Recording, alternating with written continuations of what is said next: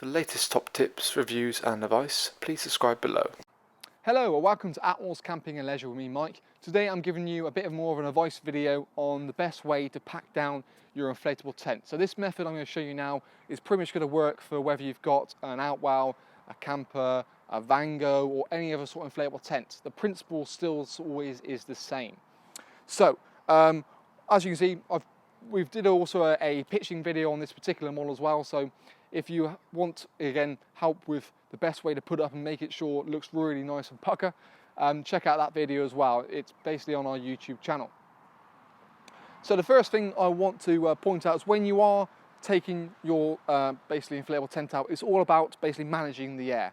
So what I'm going to go through in this process is really making sure I'm controlling the air to where I want it to go. So things like I want to make sure the side door is open and sort of the middle door into the canopy area is open yet again. So when I start to deflate her, all the air is going out rather than being trapped in a big sort of bubble. With things like the inner bedrooms, the best thing to do really is do it sort of around just along the top. That way the air can still pass out. What I mean by that really is, if I show you on this side door, so when you've got the door, obviously rather than do it all up, because what happens then, that completely traps the air in. If you just do it to say there, that point there, basically you've still got, it still retains a fair amount of the shape, but you've got loads of obviously room for the air to come out. And I've done the same thing with the middle door and also the inner bedrooms, like I said before. So naturally what we're going to try and do first, if it's a windy day, what you want to try and achieve is making sure the tent stays in a stable position without having to compromise that against, say, wind and rain and things like that. So first thing I want to do, when I pitched it, I actually did the main sort of 6 corners, which are the front 2, the back 2, and then the front 2 where the ground sheet's attached. So what I'm going to do is really in reverse order. I'm going to take out the ones around the base first, then the guide ropes, and then from there I can then deflate her from back to front. So first of all, I'll take out the old pegs. If you've got a peg puller, it makes a huge amount of difference. Luckily with the ground I've got here, it's fairly soft, so it's not too bad at all. So let's have a go.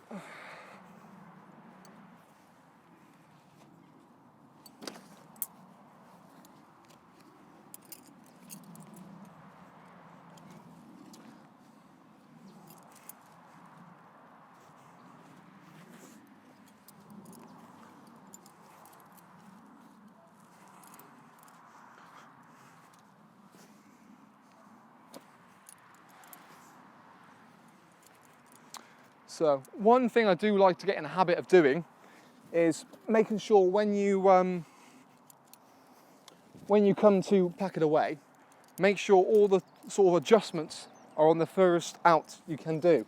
Yet again, it's just good practice really. So when you come to pitch it the next time, you haven't got to undo them all to get the adjustment there. So that's one little tip I think that really makes a good difference. As you can see, I've undone the base, still standing nice and strong. Doesn't matter if it's wind's blowing because it's still got the guide ropes attached. What I'll now do is, if I now basically take all the guide ropes out, again, using the main sort of 4 corners of the tent, it will still happily freestand, no problem at all. Now with the guide ropes, it's not a bad idea to tie them up in a neat sort of fashion. Depends on how sort of particularly you want to be on it. The main reason you probably would tie them up is, yet again, it's not going to get tangled, so you're not going to find them all, chucked in a big bundle together. So again, I like a person that tie them up, makes it nice and neat, and you've got no problems at all. So like I said, it depends on how much care you want to put into your tent, and obviously the more care you're going to put in, the longer it's going to last. So you'll have to give me a bit of a second to take her down. So one person can happily do this on their own. Obviously more hands, more the merrier. Makes it quicker and easier to go down. Certainly the folding element of it, it's much easier if you've got 2 people, because then you're not fighting against it one way or the other. So I've got a colleague, my colleague Chris, who will be joining me in a second just to give us a hand with that.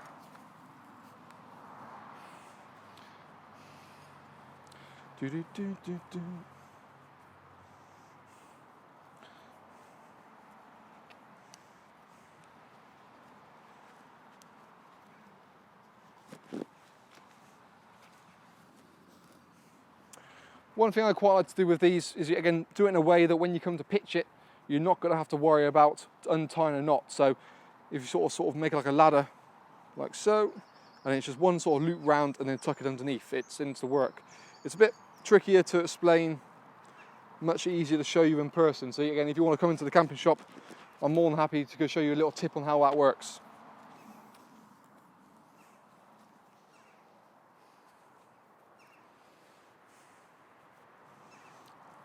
To save you guys watching, what I'm going to do now is probably just undo the actual undo the guy ropes, not actually tying them up, just for the purpose of save you guys watching me do this for God knows how long. So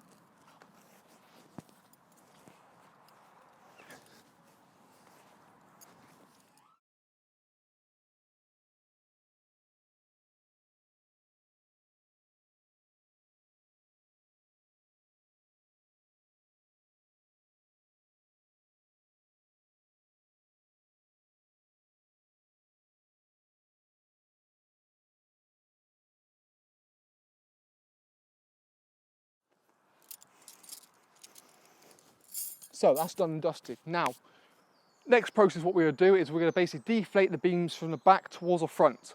What we're trying to achieve with this is naturally allowing the air to be pushed out towards the front door, which is open. Because this part hasn't got a sewn in ground sheet, the air will quite happily escape underneath here. When it's got a sewn in ground sheet, it's very easy to trap it in. One thing you do find is sometimes you'll get to a point you've got a huge air bubble, and the problem with that is, yet again, you've just got nowhere to go. Because it's obviously waterproof and it's sort of airtight, you'll have a real bit of a ordeal to try and get the extra air out. So using this method, like I said, I know on the camper model some are actually the opposite side, not a problem.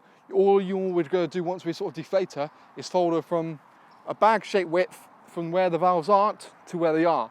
Yet again, by doing that, we're trying to push the air out of the valves itself. So if I deflate the beams from the back towards the front,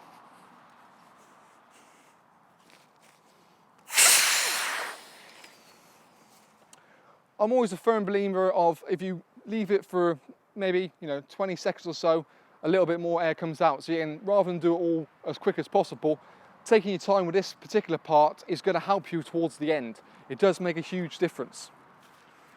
So like I said, with that open, you can straight away see the door opens by itself, allowing the air to come out more than happily.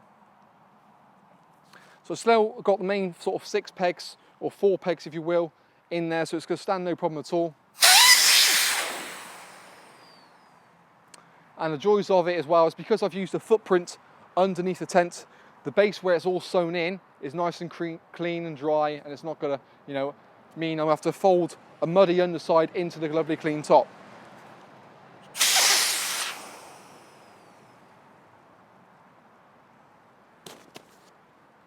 So even though when you open the valve up, whether it be a camper model or be a Outwell or Vango like this, when you push the valve in and rotate it to open, the pressured air comes out straight away.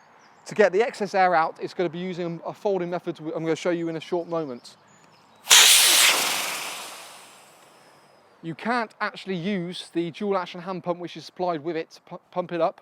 It has a deflate option on there, but unfortunately you can't use that due to the way the valve is actually designed. When you're using that deflate, rather than sucking the air, you're sucking the valve shut, so it doesn't work well at all. So what I'll do now is, like I say, there's still a bit of air in there, you can leave that to dwindle a little bit, but if I take the main rest of the pegs out,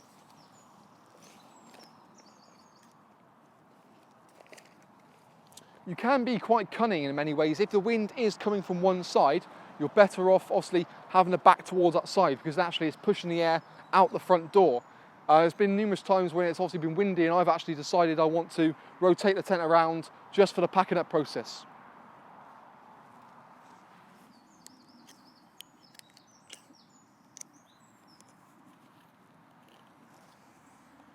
Now, because I obviously didn't tidy the guy ropes away, they're obviously hanging around this bit. So again, there's another brilliant reason why you should probably tidy them away.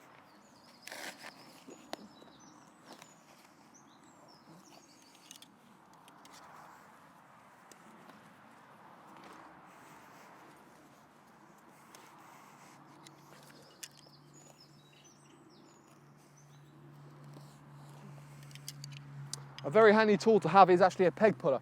Mistakenly, I haven't got one with me at the moment, but like I said, the ground's soft enough so that I can actually get away with not using one.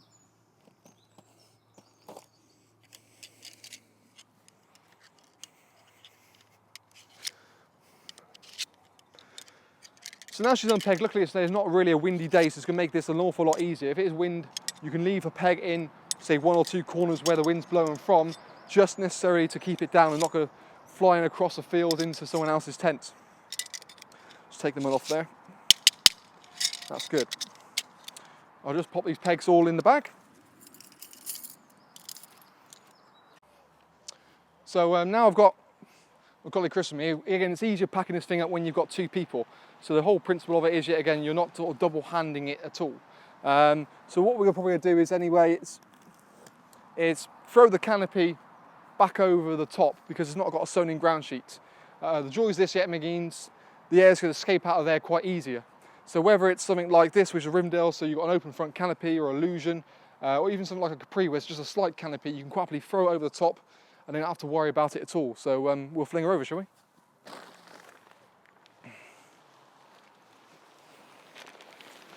So like I said, it's only really where the ground sheet is. But what I can also do, so like I left this door at the front open, it's going to allow the air to escape more than happily in there as well.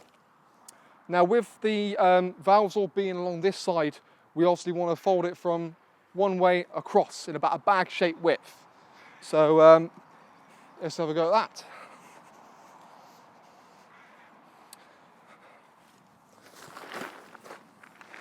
So a bag-shaped width. Now what we like to do really is probably, once we've done the fold, is just give it a bit of a push down the air.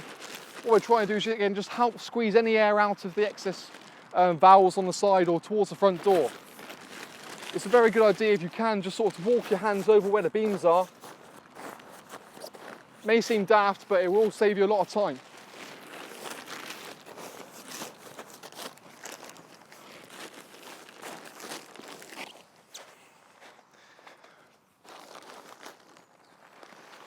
It's not a great way to get the kids involved, is obviously get them to do some sort of like teddy bear rolls or something along it. Keeps it fun for them, and yet again, it does really help get the air out.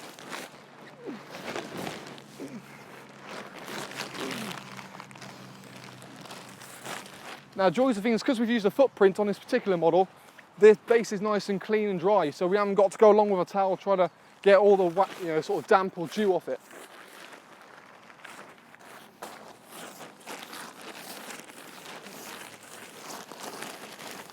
You can actually see when we're pushing it down now how much air is actually coming out that front door.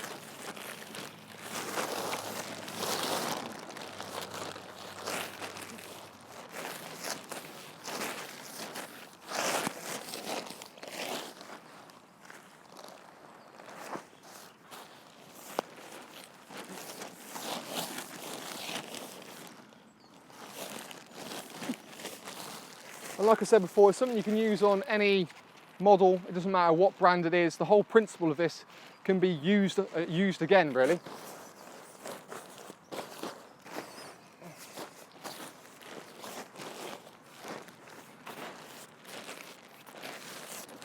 Go again. Yep.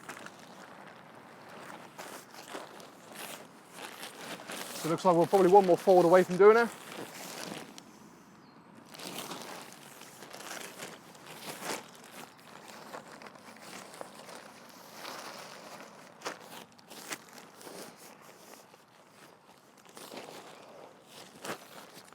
So we've just got a little bit left over, which we can quite happily just fling over the top.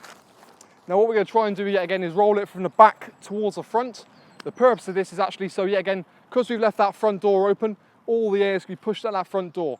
While we fold it to this side, not only the valves this side, but we left that side door open again, so again pushing the air out that way and out the valves and out the front here. So when you initially get it, the pump's actually rolled in the heart of it.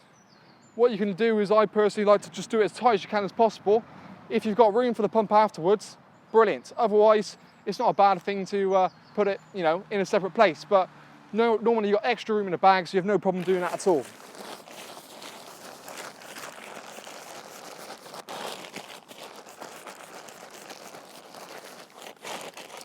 The trick really is having a nice sort of strong grip, keeping your weight sort of fairly forward on top of the actual item, pushing that air out.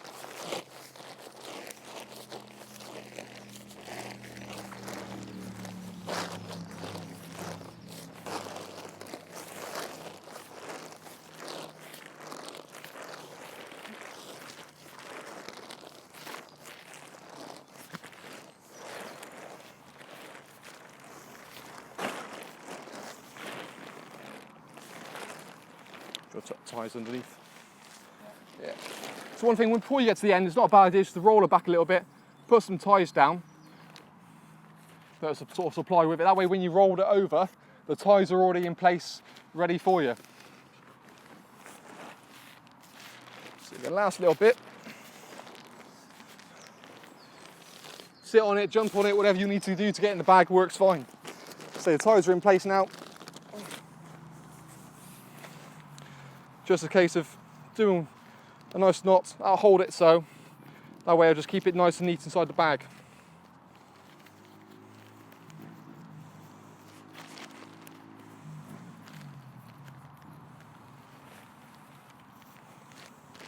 I always tend to chuck the bag over the top of her. Again, makes it much easier. See, loads of room. Roll her over. Fine, so you've got plenty of room in there as well, so said the pump, no problem going in there, yet again with the pegs as well. And to be honest, using that method, you'll get it back in the bag every time, no problem. And in fairness, if you wanted to, you could probably put the footprint inside there as well, keeps it all in one place. But in essence, that's really the best way to pack up your inflatable tent.